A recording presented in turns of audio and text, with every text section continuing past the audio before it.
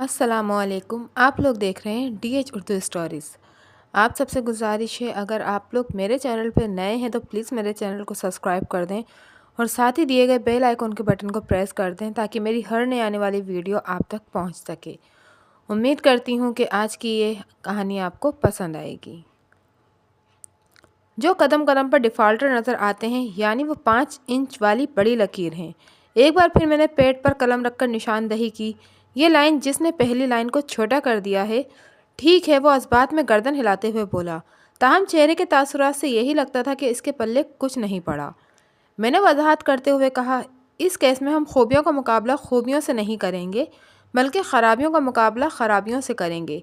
जिसकी ख़राबियों की तादाद या कमज़ोरियों का वज़न दूसरे के मुकाबले में कम निकलेगा, वही इस केस का फ़ातिह होगा। मसलन मैंने एक बार फिर तौक़ुफ़ किया और अपनी बात को अल्फाज में मुकम्मल किया।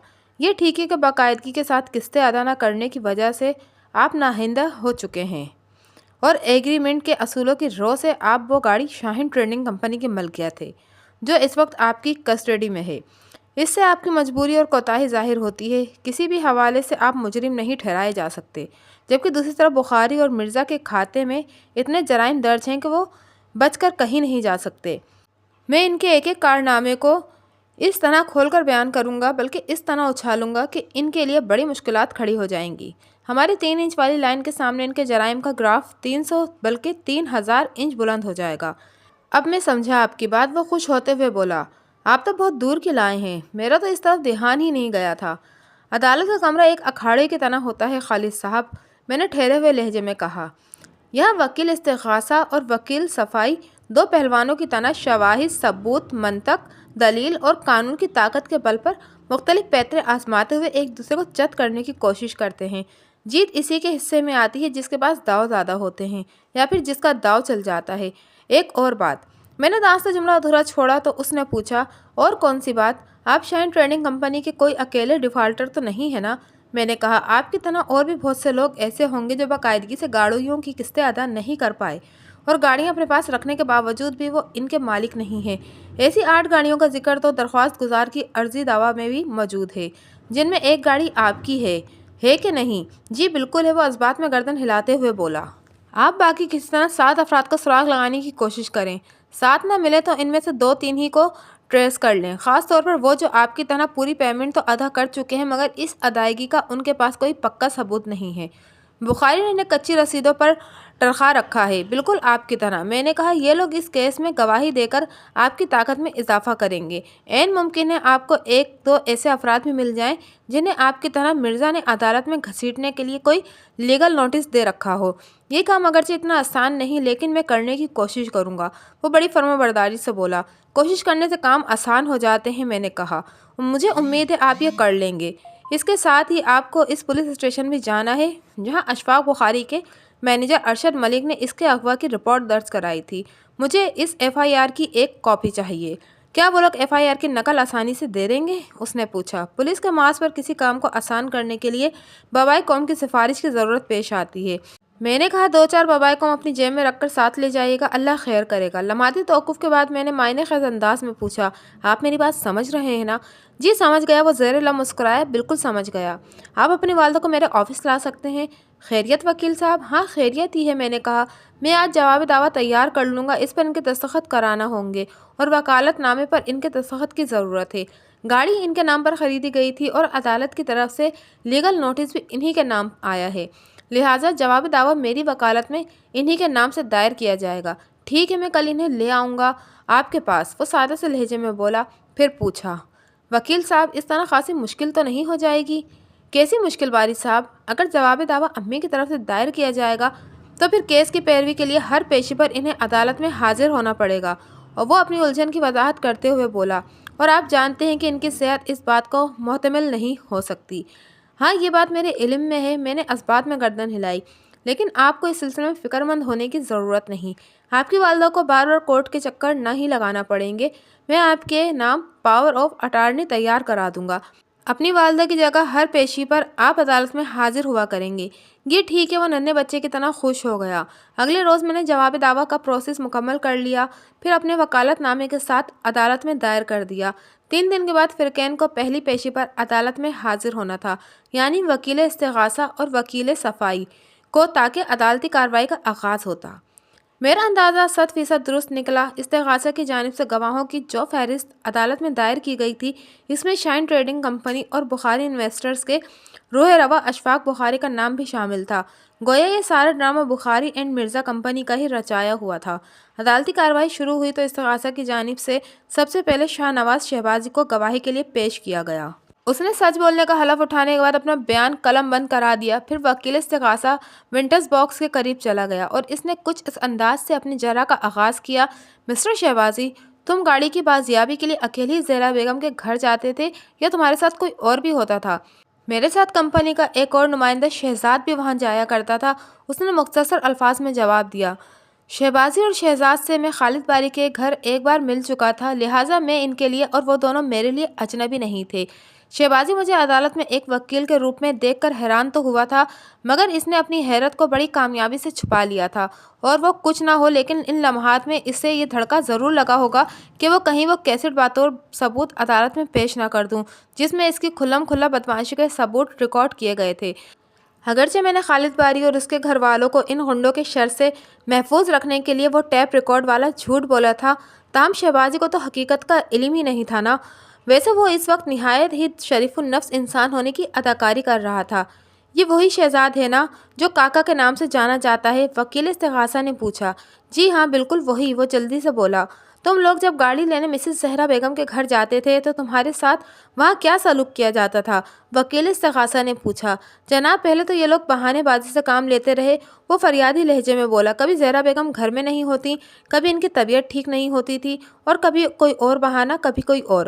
اس دوران ہم لوگ پیار سے انہیں حالات کے نزاکت کے بارے میں بتاتے رہے، لیکن ہماری کوئی بات ان کے سمجھ میں نہیں آئی۔ کیا کبھی مسز زہرا خود بھی آپ لوگوں کے سامنے آئیں؟ کبھی نہیں جناب، وہ نفی میں گردن ہلاتے ہوئے بولا۔ ہمیشہ ان کے 2 بیٹوں سے ہی ملاقات ہوئی تھی۔ کیا ان لوگوں سے آپ کی مار پیٹ بھی ہوئی تھی؟ وکیل استغاثہ نے چپتے ہوئے لہجے میں پوچھا۔ جی ہاں، وہ معصومیت سے بولا۔ جب آخری مرتبہ ہم نے انہیں سمجھانے کی کوشش کی تو انہوں نے اپنے دونوں دوستوں کی مدد سے ہم پر چڑھائی کر دی۔ ہم اس قسم کی صورتحال کے لیے تیار نہیں تھے، لہٰذا انہوں نے ہمیں خوب مارا پیٹا اور دھمکی دی۔ اگر ہم دوبارہ ان کے گھر کے سامنے دکھائی دیے تو ہمیں جان سے مار ڈالیں گے۔ لمحاتی توقف کر کے اس نے ایک گہری سانس لی، پھر جھرجھری لیتے ہوئے بولا۔ اس کے بعد ہی مرزا صاحب نے قانونی چارہ جوئی کا راستہ اختیار کیا اور آج یہ کیس عدالت میں ہے۔ تو آپ کو زور و کوب کرنے والے کل 4 افراد تھے؟ وکیل استغاثہ نے پرخیال انداز میں کہا۔ 2 مسز زہرا کے بیٹے اور 2 ان کے دوست۔ وہ دونوں دوست آپ کے لیے اجنبی تھے؟ جی ہم نے انہیں پہلے کبھی نہیں دیکھا تھا، گواہ نے جواب دیا۔ اگر دوبارہ وہ آپ کے سامنے آئے تو آپ انہیں پہچان لیں گے؟ جی بالکل پہچان لیں گے، گواہ نے اس بات میں گردن ہلا دی۔ وکیل استغاثہ نے مزید 2-3 ضمن سوالات کیے اور جرح ختم کر دی۔ میں جج کی اجازت سے وینٹس باکس کے قریب چلا گیا۔ چند لمحات تک میں گواہ کی آنکھوں میں دیکھتا رہا، پھر اپنی جرح کا آغاز کرتے ہوئے کہا۔ شہبازی، مجھے ایسا محسوس ہو رہا ہے جیسے ہم پہلے کبھی مل چکے ہیں۔ کیا آپ کو بھی ایسا لگتا ہے؟ نہیں بالکل بھی نہیں، وہ قطعی لہجے میں بولا۔ آپ میرے لیے ویسے ہی اجنبی ہیں جیسے وہ 2 افراد تھے جنہوں نے مسز زہرا کے بیٹوں کے ساتھ مل کر ہمیں زور و کوب کیا تھا۔ اوکے، میں نے بے پرواہی سے کندھے اچکائے اور آپ سے تم پر اتر آیا۔ شہبازی، کیا یہ درست ہے کہ تم کسی مرزا یاسر بیگ کے لیے کام کرتے ہو؟ جی ہاں بالکل درست ہے، اس نے اس بات میں جواب دیا۔ تمہارا سیٹ یاسر بیگ کسی قسم کا بزنس کرتا ہے؟ میں نے پوچھا۔ ایک لمحے کے لیے اس کے چہرے پر الجھن کے آثار پیدا ہوئے، پھر وہ سنبھلنے ہوئے لہجے میں بولا۔ مرزا صاحب قسطوں پر سامان فروخت کرتے ہیں۔ قسطوں پر سامان فروخت کرتے ہیں؟ میں نے اسی کے الفاظ دہراتے ہوئے پوچھا۔ مثلاً کس قسم کا سامان؟ پنکھے، استریاں، ایئر کنڈیشن وغیرہ اور کاریں؟ میں نے اس کی بات کو مکمل کرنے سے پہلے ہی کہہ دیا۔ جی ہاں، وہ جلدی سے بولا۔ وہ قسطوں پر گاڑیاں بھی فروخت کرتے ہیں؟ مرزا کس نام سے ہی بزنس کرتے ہیں؟ وہ اپنے نام سے ہی بزنس کرتے ہیں، اس نے گول مول جواب دیا۔ میں نے ان کی کمپنی کا نام پوچھا ہے، میں نے تیز لہجے میں استفسار کیا۔ جی مرزا اینڈ کمپنی کے نام سے۔ یہ نام گواہ نے نظریہ ضرورت کے تحت فوری طور پر گھڑا تھا، ورنہ اس نام کا کسی کمپنی کا مرزا یاسر بیگ کے ساتھ کوئی تعلق نہیں ہو سکتا تھا۔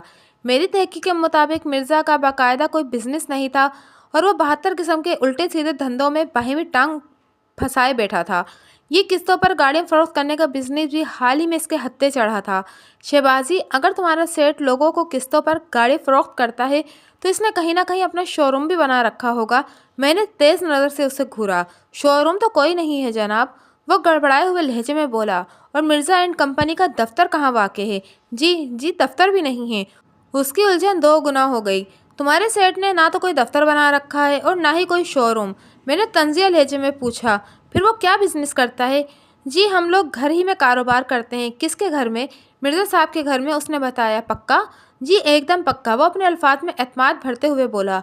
میں نے سوالات کا زاویہ تبدیل کرتے ہوئے پوچھا، شہبازی تم نے کہاں تک تعلیم حاصل کر رکھی ہے؟ جی میں 12 جماعتیں پڑھا ہوا ہوں، وہ بڑے فخر سے بولا۔ انگریزی کی تحریر میں آسانی سے پڑھ لیتا ہوں۔ ویری گڈ، میں نے سراہنے والے انداز میں کہا۔ پھر پوچھا، تم نے میٹرک کس سال کیا تھا؟ جناب خواہش تو میری بہت تھی کہ میٹرک کروں، مگر گھر کے مالی حالات نے اس کی اجازت نہیں دی۔ وہ مسکین سی صورت بناتے ہوئے بولا، اس لیے میری یہ خواہش پوری نہیں ہو سکی۔ عدالت کے کمرے میں ایک شور سا اٹھا۔ گواہ کے ایک معنی جواب پر وہاں موجود لوگ آپس میں چمک گوئیاں کرنے لگے تھے۔ گواہ کی سمجھ میں کچھ نہیں آیا کہ وہاں کون سا بم پھوٹ چکا ہے، البتہ وکیل استغاثہ نے مجھے خاصا نروس دکھائی دیا۔ میں نے گواہ کی آنکھوں میں جھانکتے ہوئے ہمدردی بھرے لہجے میں سوال کیا، اگر کبھی تمہیں زندگی میں موقع دیا اور مالی حالات اچھے ہوئے تو تم میٹرک کرنے کے بارے میں سوچو گے؟ جی ہاں کیوں نہیں، وہ بڑے خوش ہو کر بولا۔ یہ تو میری دیرینہ خواہش ہے۔ عدالت کے کمرے میں اب کی بار ہلکے پھلکے کہکوں کی مخصوص آوازیں بھی سننے کو ملی تھی۔ یہ حاضرین عدالت کا خراج تحسین تھا۔ آرڈر آرڈر، جج نے اپنی مخصوص آواز میں کہا۔ عدالت کے وقار کا لحاظ رکھا جائے۔ ایک دم چہرسو خاموشی چھا گئی۔ میں نے دوبارہ گواہ سے لپٹ گیا اور کہا، شہبازی تمہارا سیٹ نئی گاڑیوں کا بزنس کرتا ہے یا پرانی؟ نئی گاڑیوں کا، اس نے اعتماد سے خالی لہجے میں بتایا۔ اس وقت تم لوگوں کے اسٹاک میں کل کتنی گاڑیاں ہیں؟ 7-8 تو ہوں گی ہی، وہ جذبات ہوتے ہوئے بولا۔ اس کی آنکھیں اور چہرے کے تاثرات صاف چغلی کھا رہے تھے کہ وہ سراسر دو رخ گوئی سے کام لے رہا تھا۔ میں نے اسے کاسٹک سوڈا سے دھونے کے عمل کو جاری رکھتے ہوئے پوچھا، سیٹ صاحب کی یہ حاضر اسٹاک 7-8 گاڑیوں اس وقت کہاں کھڑی ہوں گی؟ وہ میرے پے در پے چپتے ہوئے سوالات سے خاصا پریشان ہو چکا تھا۔ اس پر حاضرین کے تمسخرانہ انداز نے اسے اچھا خاصی نروس کر دیا تھا، لہٰذا میرے سوال کے جواب میں وہ جھنجھلا کر بولا، گاڑیوں کو کہیں بھی کھڑا کیا جا سکتا ہے، آپ تو خواہ مخواہ بال کی کھال نکال رہے ہیں۔ میری بات کان کھول کر سنو مسٹر شہبازی، میں نے گواہ کی جانب انگلی اٹھا کر وارننگ دینے والے انداز میں کہا، میں خواہ مخواہ کوئی کام نہیں کرتا ہوں۔ سچائی کو عدالت کے سامنے لانے کے لیے بال کی کھال تو کیا، میں تمہاری کھال کے بال بھی کھینچ سکتا ہوں۔ وہ قدرے سہم کر وکیل استغاثہ کی جانب دیکھنے لگا۔ اس سے پہلے کہ وکیل استغاثہ اس کی مدد کو دوڑتا، میں نے تیز لہجے میں پوچھا، میرے سوال کا جواب دو، اس وقت تمہارے سیٹ کی گاڑیاں کہاں کھڑی ہیں؟ جی ان کے گھر پر، وہ جان چھڑانے والے انداز میں بولا۔ گھر کا ایڈریس کیا ہے؟ جی مجھے ایڈریس معلوم نہیں، راستہ معلوم ہے؟ میں نے جارحانہ انداز میں پوچھا۔ جی نہیں، اس نے نفی میں گردن ہلا دی، میں کبھی سیٹ کے گھر نہیں گیا۔ وہ مسلسل جھوٹ پر جھوٹ بولے جا رہا تھا اور یہ بات جج سمیت حاضرین عدالت میں کسی سے بھی چھپی ہوئی نہیں تھی۔ تمہارے سیٹ کا کوئی دفتر نہیں ہے، تم نے اس کا گھر بھی نہیں دیکھ رکھا، پھر وہ کس طرح اپنے ملازموں سے رابطے میں رہتا ہے؟ تم اس سے کس طرح احکام لیتے ہو؟ سیٹ صاحب ہم سے کہیں اور مل لیتے ہیں، وہ ڈھٹائی سے بولا، کبھی کہیں کبھی کہیں۔ ماشاء اللہ، میں نے طنزیہ انداز میں کہا، تمہارے پاس تو بڑی خوبیوں کا مالک ہے۔ میں نے چلتے پھرتے پرزا قسم کے لوگ تو دیکھے تھے، یہ چلتا پھرتا کاروباری سیٹ بھی مزے کا ہے۔ اس موقع پر وکیل استغاثہ نے گواہ کی حمایت میں کہا، جناب عالی، مدعی کسی ایک جگہ بیٹھ کر بزنس کرتا ہے یا اس کا نیٹ ورک ایسا ہے کہ وہ اسے چلتے پھرتے ہینڈل کر لیتا ہے کہ زیر سماعت کیس کا ایشو نہیں ہے؟ میرے فاضل دوست الٹے سیدھے سوالات کر کے استغاثہ کے معزز گواہ کو پریشان کرنے کی کوشش کر رہے ہیں۔ جج نے میری جانب دیکھتے ہوئے کہا، وکیل صاحب آپ مدعی مرزا یاسر بیگ کے طریقے کاروبار کو فی الحال زیر بحث نہ لائیں۔ جی حکم جناب عالی، میں نے سر تسلیم خم کرتے ہوئے بولا۔ جج کی ہدایت پر وکیل استغاثہ نے فاتحانہ انداز میں میری جانب دیکھا، جیسے اس نے کوئی بہت بڑا کارنامہ انجام دے ڈالا ہو۔ میں اس کی عقل پر دل ہی دل میں ماتم کرتے ہوئے گواہ کی جانب متوجہ ہو گیا۔ تو مسٹر شہبازی، تمہارے بیان کے مطابق تمہارا سیٹ 7-8 گاڑیاں اپنے گھر میں کھڑی کرتا ہے؟ جی ہاں، اس نے بیک دھڑک جواب دیا۔ میں نے پوچھا، کیا مرزا یاسر بیگ کا گھر اتنا بڑا ہے کہ وہاں بیک وقت 8-10 گاڑیاں کھڑی کی جا سکتی ہیں؟ میرا مطلب یہ ہے کہ ایک آدھ گاڑی تو انہوں نے اپنے استعمال کے لیے بھی رکھی ہوگی نا؟ جی ہاں، انہوں نے اپنی ذاتی گاڑیاں بھی رکھی ہوئی ہیں، وہ رواداری میں بول گیا۔ اور جہاں تک 7-8 گاڑیوں کا تعلق ہے تو ان میں سے 2-3 گھر کے اندر کھڑی رہتی ہیں اور باقی گھر کے باہر دیوار کے ساتھ۔ کیا آپ موجودہ عدالت کو یہ بتانا پسند کریں گے کہ میں نے نہایت ہی ادب کے ساتھ سرسراتی ہوئے آواز میں پوچھا، جو گاڑی سیٹ مرزا یاسر بیگ کے استعمال میں ہے وہ کون سی ہے، اس کا میک کیا ہے اور وہ کتنے سی سی کی گاڑی ہے؟ اس کے چہرے کا رنگ اڑ گیا، بےحد پریشانی کے عالم میں بولا، مجھے اس بارے میں کچھ بھی نہیں پتا۔ تمہیں سب پتا ہے مگر تم بتانا نہیں چاہتے ہو۔ میں نے جارحانہ لہجے میں استفسار کیا۔ صرف اتنا بتا دو کہ اور کتنے جھوٹ بولو گے؟ میں نے ابھی تک کوئی جھوٹ نہیں بولا۔ اس کی ڈھٹائی قابل دید تھی۔ عدالت میں ایک بار پھر خسر خسر کی آوازیں ابھرنے لگیں۔ چنانچہ جج کو اپنے مخصوص آرڈر سے ایک دفعہ پھر حاضرین نے عدالت کو خاموش کرانا پڑا۔ اس کے بعد وہ گواہ کی جانب دیکھتے ہوئے خفگی آمیز انداز میں بولا، تم نے پے در پہ جتنے سچ اور جھوٹ بولے ہیں وہ سب عدالت کے ریکارڈ پر آ رہے ہیں۔ تمہارے حق میں یہی بہتر ہے کہ جو بھی بولو خوب اچھی طرح سوچ سمجھ کر بولو۔ پھر جج نے میری طرف دیکھتے ہوئے کہا، بیگ صاحب پلیز پروسیڈ۔ میں گواہ کی جانب متوجہ ہو گیا۔ مسٹر شہبازی، تم اپنے سیٹ کے لیے کس قسم کی خدمات انجام دیتے ہو؟ اس نے سوالیہ نظر سے مجھے دیکھا۔ میں نے وضاحت کر دی، مطلب یہ کہ سیٹ کی کمپنی میں تمہارا عہدہ کیا ہے؟ میں قسطوں کی وصولی کے لیے جاتا ہوں، اس نے جواب دیا، یا پھر اگر کسی گاڑی کا قبضہ لینا ہو تو سیٹ مجھے بھیجتا ہے۔ گویا تم سیٹ کے کلیکشن اینڈ ریکوری آفیسر ہو۔ میں نے ٹھہرے ہوئے لہجے میں کہا، پتہ نہیں میری بات اس کے پلے پڑی کہ نہیں، البتہ اس نے جلدی سے اسبات میں گردن ہلا دی۔ میں نے جرح کے سلسلے کو آگے بڑھاتے ہوئے پوچھا، معزز عدالت کو بتاؤ کہ تمہیں قسطوں کی وصولی کے لیے کتنے افراد کے پاس جانا پڑتا ہے؟ 5-10 لوگوں کے پاس جانا پڑتا ہے، وہ گھبرائی ہوئی آواز میں بولا۔ 5 یا 10؟ میں نے ایک ایک لفظ پر زور دیتے ہوئے سوال کیا۔ اس کے چہرے پر موجود پریشانی میں اضافہ ہو گیا۔ آپ 5, 6, 7 سمجھ لیں، صحیح تعداد یا مجھے ابھی یاد نہیں آ رہی۔ اوکے، جب یاد آ جائے تو بتا دینا، میں نے سرسری لہجے میں کہا۔ پھر پوچھا، قسط کی وصولی کے بعد رسید بھی تم ہی دیتے ہو؟ یہ بھی کوئی پوچھنے والی بات ہے، وہ بیزاری سے بولا، جو شخص رقم وصولی کرے گا وہی رسید بھی دے گا۔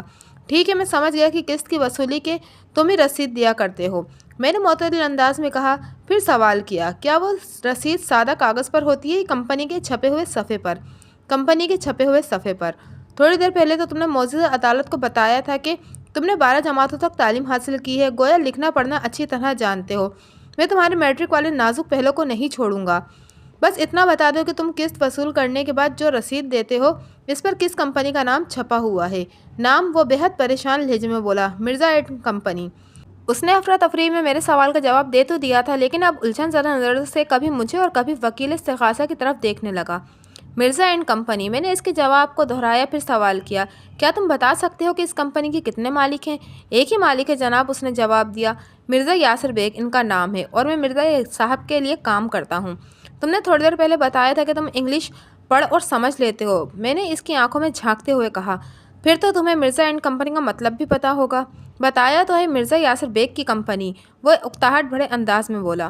تمہارے جواب سے معزز عدالت کو تسلی نہیں ہوئی، میں نے کڑے لہجے میں کہا، مرزا اینڈ کمپنی کا مطلب یہ ہوتا ہے کہ اس کمپنی میں مرزا صاحب کے علاوہ کوئی اور بھی شراکت دار ہے، اور تم کہتے ہو کہ مرزا یاسر بیگ اس کمپنی کے اکیلے ہی مالک ہیں۔ اب اتنی باریک باتوں پر میں نے کبھی دھیان نہیں دیا، وہ بے پرواہی سے بولا، یہ سوال آپ مرزا صاحب سے کریں۔ ضرور کروں گا، بس مرزا صاحب ذرا اس کٹہرے میں آ جائیں، میں نے گھمگیر انداز میں کہا۔ تم نے بتایا کہ تم 5, 6, 7 افراد سے گاڑیوں کی قسطیں وصول کرنے جاتے ہو، کیا تم ان میں سے صرف 3 افراد کا نام بتا سکتے ہو؟ ظاہر ہے رسید پر نام بھی لکھا جاتا ہوگا۔ ان لمحات میں وہ بے حد پریشان نظر آنے لگا۔ میں نے اپنی شاطر جرح سے اس طرح باندھ لکھ کر رکھا تھا کہ وہ ہل بھی نہیں سکتا تھا۔ اس نے اب تک لاتعداد جھوٹ بولے تھے اور مزید بھی بولنے کا ارادہ تھا، کیونکہ جھوٹ کی یہ خاصیت ہے کہ ایک جھوٹ کو چھپانے کے لیے 100 جھوٹ بولنا پڑتے ہیں، اور شہبازی کے ایک ایک جھوٹ کا عدالتی ریکارڈ مرتب ہو رہا تھا۔ میں نے اسے گہرے تذبذب میں دیکھا تو تنبیہ کرنے والے انداز میں کہا، کسی بھی شخص کا نام لینے سے پہلے اچھی طرح سوچ لینا، کیونکہ میں عدالت سے یہ درخواست کر سکتا ہوں کہ تمہارے بیان کی تصدیق کے لیے مذکورہ افراد کو عدالت میں بلایا جائے۔ میری اس تنبیہ پر فوراً اس کی یادداشت چلی گئی۔ وہ اضطراری لہجے میں بولا، اس وقت مجھے کسی کا نام یاد نہیں آ رہا۔ تمہیں اپنا نام تو یاد ہے نا؟ میں نے طنزیہ لہجے میں پوچھا۔ جی، وہ جلدی سے بولا، میں شہبازی ہوں۔ تم شہبازی نہیں، الو ہو، میں نے ایک ایک لفظ پر دباؤ ڈالتے ہوئے کہا۔ تم معزز عدالت کے روبرو اتنے جھوٹ بول چکے ہو کہ یہاں سے سیدھے جیل بھی جا سکتے ہو۔ پھر میں نے روئے سخن جج کی جانب موڑتے ہوئے کہا، جناب عالی، مجھے گواہ سے اور کچھ نہیں پوچھنا۔ شہبازی کے بعد اس کا جوڑی دار شہزاد گواہی دینے کے لیے آیا۔ اس نے سچ بولنے کا حلف اٹھایا اور وکیل استغاثہ اس سے سوال جواب کرنے لگا۔ تم بھی شہبازی کی طرح مرزا صاحب کے ملازم ہو؟ جی وکیل صاحب، وہ اسبات میں گردن ہلاتے ہوئے بولا، ہم دونوں ایک ساتھ ہی پیسوں کی وصولی کے لیے جایا کرتے ہیں۔ یہ زہرا بیگم کا کیا قصہ ہے؟ وکیل استغاثہ نے تیکھے لہجے میں دریافت کیا۔ جناب، زہرا بیگم بہت ہی چلاک اور چال باز عورت ہے، وہ برا سا منہ بناتے ہوئے بولا۔ اس نے مرزا صاحب سے قسطوں پر ایک کار خریدی تھی، لیکن چند ماہ کے بعد اس نے قسطیں دینا بند کر دیں۔ ہم مرزا صاحب کے حکم پر جب اپنی کار لینے واپس اس کے گھر گئے تو اس کے بیٹوں نے ہمیں پکڑ لیا اور دھکے مار کر وہاں سے بھگا دیا۔ اوہ، وکیل استغاثہ نے متاسفانہ انداز میں کہا۔ تم بھی تو دو تھے، پھر ان دو بھائیوں سے کیسے پٹ گئے؟ جناب، ان دو کے ساتھ ان کے دو دوست بھی تھے، شہزاد وضاحت کرتے ہوئے بولا، اس لیے ہمیں پس پائے اختیار کرنا پڑی۔ ویسے بھی مرزا صاحب نے ہمیں خاص طور پر ہدایت کر رکھی ہے کہ کلائنٹس کے ساتھ مار پیٹ یا دنگا فساد نہیں کرنا۔ کیا تم ان 4 افراد کو پہچان سکتے ہو جنہوں نے اس روز تمہیں اور تمہارے ساتھی شہبازی کو زور و کوب کیا تھا؟ میں صرف زہرا بیگم کے بیٹے خالد باری اور عابد باری کو پہچان سکتا ہوں، گواہ نے ڈپلومیٹک جواب دیا۔ ان کے دوستوں کے چہرے مجھے یاد نہیں ہیں۔ مزید 1-2 سوالات کے بعد وکیل استغاثہ نے جرح موقوف کر دی۔ میں نے اپنی باری پر جرح کا آغاز کرتے ہوئے استغاثہ کے گواہ شہزاد سے استفسار کیا، کیا یہ درست ہے کہ لوگ تمہیں کاکا کے نام سے بھی جانتے ہیں؟ جی درست ہے، اس نے سر کو اثباتی جنبش دی۔ میں کاکا کے نام سے مشہور ہوں، لیکن میرا اصل نام شہزاد ہی ہے۔ کاکا، تمہیں مرزا اینڈ کمپنی میں کام کرتے ہوئے کتنا عرصہ ہوا ہے؟ لگ بھگ 1 سال، اس نے جواب دیا۔ وہ سرین جھوٹ بول رہا تھا۔ میں نے اس کے ارد گرد گھیرا تنگ کرتے ہوئے پوچھا، 1 سال اچھا خاصا عرصہ ہوتا ہے، اس کا مطلب تم اپنے سیٹ مرزا یاسر بیگ کو تو اچھی طرح جانتے ہوں گے؟ جی ہاں، بہت اچھی طرح جانتا ہوں۔ معزز عدالت کو بتائیں کہ مرزا صاحب کے کس قسم کے گھر میں رہتے ہیں؟ میں نے ان کو آنکھوں سے دیکھتے ہوئے سوال کیا۔ وہ 2-4 کمروں والے ایک فلیٹ میں رہتے ہیں۔ کیا تم کبھی ان کے فلیٹ پر گئے ہو؟ جی، اس نے اس بات میں سر ہلایا، 3-4 مرتبہ گیا ہوں۔ مرزا صاحب کا فلیٹ کس فلور پر واقع ہے؟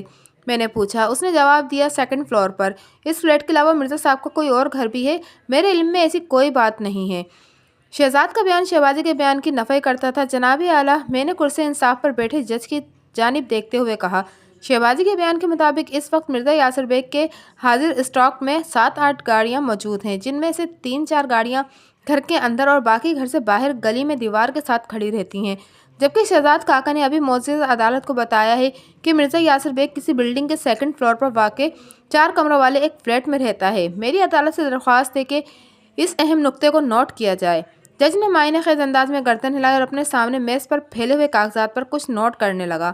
میں دوبارہ گواہ کی طرف متوجہ ہو گیا۔ کاکا، تم اور شہبازی مرزا اینڈ کمپنی کے لیے کیا کیا کام کرتے ہو؟ ہم لوگ سامان وغیرہ خریدتے ہیں، وہ بتانے لگا۔ بعض لوگوں کے گھر جا کر قسط رقم وصول کرتے ہیں، اور اگر کوئی قرض دار پیسے واپس نہ کر رہا ہو تو اس کے پاس بھی جاتے ہو؟ ذرا سوچ کر بتاؤ۔ اس وقت مرزا یاسر بیگ کے پاس کتنی گاڑیاں ہیں؟ میں نے پوچھا۔ ان کے پاس تو کوئی بھی کار نہیں ہے، وہ سادگی سے بولا۔ کاکا کا یہ بیان بھی شہبازی کے بیان سے برعکس تھا کہ مرزا کے گھر میں 7-8 گاڑیاں موجود ہیں۔ دونوں گواہوں کے بیانات میں اتنا زیادہ تضاد نکل آیا تھا کہ ان کی گواہی اصولی طور پر معتبر نہیں ہو رہی تھی، اور یہ ہمارے حق میں بہت بہتر تھا۔ میں نے مزید چند سوالات کے بعد جرح ختم کر دی۔ منظر اسی عدالت کا تھا اور گواہوں والے کٹہرے میں Shaheen trading company and Bukhari investors کا مالک اشفاق بخاری کھڑا تھا۔ اشفاق بخاری کو چند روز پہلے مبینہ طور پر اغوا کر لیا گیا تھا، جو میرے خیال میں بخاری اینڈ مرزا گھٹ جوڑ کا شاخسانہ تھا۔ میں نے بخاری کو اچھی طرح دھونے کا فیصلہ کر رکھا تھا۔ اشفاق بخاری کی عمر 60 سے متجاوز تھی اور ایک باریش کاروباری شخص دکھائی دیتا تھا۔ مجھے یہ دکھ دیکھ کر بہت سخت افسوس ہوا کہ اچھی خاصی وضع قطع کا آدمی سود کے کاروبار میں ملوث تھا۔ دولت کے حواس نے اس کے کردار کو آلودہ کر رکھا تھا۔ ایسے ہی افراد کے بارے میں کہا جاتا ہے کہ صورت مومنہ کرتوت کافراں۔ اشفاق بخاری نے اپنا حلفیہ بیان ریکارڈ کرایا، جس کا خلاصہ یہ تھا کہ مرزا یاسر بیگ نے شراکت کی بنیاد پر کچھ رقم اس کے کاروبار میں لگائی تھی۔ کچھ عرصے کے بعد بعض وجوہات کی بنا پر کاروبار میں نقصان ہو گیا اور مرزا نے اپنی رقم کی واپسی کا مطالبہ کر دیا۔ بخاری کا سرمایہ چونکہ کاروبار میں لگا ہوا تھا، لہٰذا مرزا کے اصرار پر اس نے 2 لاکھ نقد اور 8 گاڑیاں اس کے حوالے کر دی تھیں۔ وکیل استغاثہ نے کچھ اس طرح جرح کا آغاز کیا کہ بخاری صاحب، آپ نے جو 8 گاڑیاں مرزا کو دی تھیں وہ آپ کے اسٹاک میں موجود تھیں یا گاہکوں کے استعمال میں تھیں؟ کہ تمام گاڑیاں گاہکوں کے تصرف میں تھیں، بخاری نے ٹھہرے ہوئے لہجے میں جواب دیا۔ اور یہ سب گاڑیاں قسطوں پر فروخت کی گئی تھیں؟ کیا انہی گاہکوں میں زہرا بیگم بھی شامل تھیں؟ جی ہاں، بخاری نے اس بات میں جواب دیا۔ وکیل استغاثہ نے فاتحانہ انداز میں میری طرف دیکھا اور جرح ختم کر کے اپنی سیٹ پر جا بیٹھا۔ بخاری صاحب، میں نے وٹنس باکس کے قریب آ کر گواہ کو مخاطب کیا۔ اس کیس کے ضمن میں آپ کی 2 کمپنیوں کا ذکر آیا ہے، نمبر 1 شاہین ٹریڈنگ کمپنی، نمبر 2 بخاری انویسٹرز۔ میں یہ جاننا چاہتا ہوں کہ آیا یہ کمپنیاں پبلک لمیٹ میں ہے یا پرائیویٹ لمیٹڈ میں؟ دونوں پرائیویٹ لمیٹڈ میں ہے، اس نے جواب دیا۔ کیا یہ درست ہے کہ بخاری انویسٹرز لوگوں سے سرمایہ جمع کرتی تھی اور شاہین ٹریڈنگ کمپنی لوگوں کو قسطوں پر کاریں فروخت کرتی تھی؟ جی، آپ بالکل ٹھیک کہہ رہے ہیں۔ بخاری صاحب اس کیس کے مدعی مرزا یاسر بیگ نے اپنے بیان میں دعویٰ کیا ہے کہ اس نے آپ کی کمپنی بخاری انویسٹرز میں مبلغ 10 لاکھ روپے کی سرمایہ کاری کی تھی۔ کیا مرزا صاحب کا یہ بیان درست ہے؟ جی ہاں، مرزا صاحب نے کوئی غلط بیانی نہیں کی، بخاری نے بڑے اعتماد سے جواب دیا۔ بخاری صاحب، کیا یہ صحیح ہے کہ آپ نفع نقصان کی بنیاد پر لوگوں سے سرمایہ اکٹھا کرتے ہیں؟ میں نے اس کے گرد گھیرا تنگ کرتے ہوئے سوال کیا۔ اس نے اس بات میں جواب دیا، جی بالکل، یہ عین اسلامی طریقہ ہے۔ ہماری ایگریمنٹ فارم میں شرط واضح طور پر موجود ہے۔ آپ سب انویسٹرز کے ساتھ ایک جیسا ہی ایگریمنٹ کرتے ہیں، مختلف افراد کے ساتھ ایگریمنٹ کی نوعیت مختلف ہی ہوتی ہے۔ وکیل صاحب، میں خدا کو حاضر ناظر جان کر عین شرعی اور اسلامی طریقے سے کاروبار کرتا ہوں۔ وہ اپنی داڑھی پر ہاتھ پھیرتے ہوئے بولا، لہٰذا مختلف قسم کے ایگریمنٹ کا سوال ہی پیدا نہیں ہوتا۔ چاہے کوئی 1000 روپے انویسٹ کرے یا 1 کروڑ، سب کا ایگریمنٹ ایک جیسا ہی ہوگا۔ بخاری صاحب، آپ نے اپنے حلفیہ بیان میں معزز عدالت کو بتایا ہے کہ اس وقت آپ کی کمپنی خسارے میں جا رہی ہے۔ کیا آپ بتا سکتے ہیں کہ کتنے فیصد خسارہ ہوا ہے؟ میں آپ کو بالکل درست تو نہیں بتا سکتا، اس نے چالاکی سے بولا، لیکن میرا اندازہ ہے کہ اوسطاً 25% سے زیادہ خسارہ ہے۔ بخاری صاحب، میں نے اس کے چہرے پر نگاہ جماتے ہوئے کہا، کیا آپ اس بات سے انکار کریں گے کہ چند ہفتے پہلے آپ کو دفتر سے اغوا کر لیا گیا تھا اور اغوا کنندگان نے اپنے ساتھ دفتر کا سارا ریکارڈ بھی اٹھا کر لے گئے تھے؟ جی ایسا ہی واقعہ پیش آیا تھا، اس نے گہری سنجیدگی سے جواب دیا۔ کیا یہ صحیح کہ اغوا کار ان لوگوں کے ساتھ ملے ہوئے تھے جنہوں نے بخاری انویسٹرز میں رقوم لگا رکھی ہیں؟ میں نے تیکھے لہجے میں سوال کیا۔ اور اس بارے میں کچھ نہیں جانتا، وہ رکھائی سے بولا۔ کچھ جانتے نہیں ہو یا بتانا نہیں چاہتے؟ آپ جو کچھ بھی سمجھ لیں، اس نے گول مول جواب دیا۔ میں یہ سمجھتا ہوں کہ آپ بہت جانتے ہیں، میں نے معنی خیز لہجے میں کہا، لیکن کسی مصلحت کی پیش نظر زبان نہیں کھولنا چاہتے۔